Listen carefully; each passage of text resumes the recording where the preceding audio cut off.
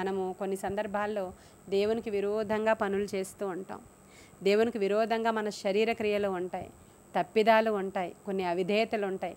అలాంటి సందర్భంలో పనిష్మెంట్ లాగా రోగం రావడం అనేది బిబ్లికలే, నేను చెప్పే మాట బిబ్లికలే. ఆ విధంగా వస్తూ ఉంటుంది వాళ్ళ దగ్గరికి.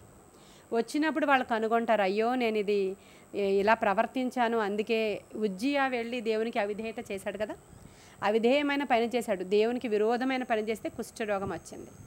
గెహజీ వెళ్ళి దేవునికి విరోధమైన పని చేశాడు, కుష్ఠరోగం వచ్చింది. అదే చెప్తున్నా, దేవునికి ఏదైనా అవిధేయంగా మనం ప్రవర్తిస్తే కొంతమందికి కొన్ని అనారోగ్యాలు అలౌ చేయబడతాయి. మనం తెలుసుకొని క్షమించమని అడిగి పశ్చాత్తాపపడి ప్రభు సన్నిధిలోనికి వెళ్ళినప్పుడు ఆయన స్వస్థత ఇస్తారు. అడగాలి ప్రభువుని. మనం ఏం చేస్తామంటే ఫస్ట్ ప్రిఫరెన్స్ డాక్టర్కి, ఫస్ట్ ప్రిఫరెన్స్ ట్యాబ్లెట్స్కి, ఫస్ట్ ప్రిఫరెన్స్ మనము డాక్టర్లకి ఫోన్ చేసి, లేదంటే మన దగ్గర ఉన్నటువంటి మెడికోస్ ఎవరికైనా ఫోన్ చేసి ఇలా ఇలా ఇలా ఉందని అడుగుతాం. అదే మొదటి ప్రిఫరెన్స్ దేవుడికి ఇచ్చి చూడండి, నాకు ఇలా ఉందయ్యా, ఎందుకు ఇలా ఉందో నాకు అంటే ఆయన వాక్యం ద్వారా మాట్లాడతారు, సేవకుల ద్వారా మాట్లాడతారు. ఇంచుమించు అప్పుడే నీకు స్వస్థత అయిపోద్ది.